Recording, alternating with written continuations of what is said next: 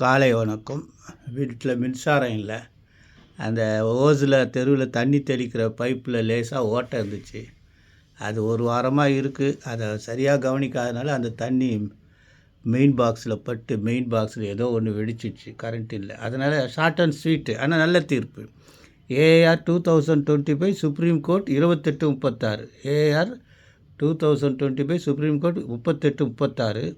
Rajesh Chadha versus state of Uttar Pradesh. இதிலேருந்து 498A dowry prohibition ஆக்டில் அப்பாவுக்கும் பிள்ளைக்கும் கன்விஷன் கொடுக்குறாங்க. அதை சுப்ரீம் கோர்ட் வரைக்கும் போய் சுப்ரீம் கோர்ட் என்ன சொல்லுதுன்னா, எஃப்ஐஆர்லேயும் சரி நீதிமன்ற சாட்சியத்துலேயும் சரி குறிப்பிட்ட தேதி குறிப்பிட்ட சம்பவம் எதையுமே சொல்லாமல் சும்மா எடுத்தேன் கவுத்தேன்னு அலிகேஷன் போட்டிருக்கு.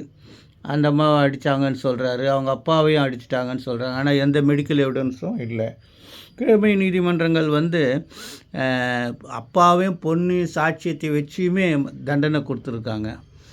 இவர் ஹஸ்பண்டு டைவர்ஸ் போட்டு அதையும் வாங்கிட்டு இருக்காரு. அதனால் கன்விக்ஷன் சரியில்லை அப்படின்னு சொல்லிட்டு ஆப்சன்ஸ் ஆஃப் மெட்டீரியல் பர்டிகுலர்ஸ் இல்லாதனால அந்த கேஸை விடுதலை பண்ணிட்டாங்க.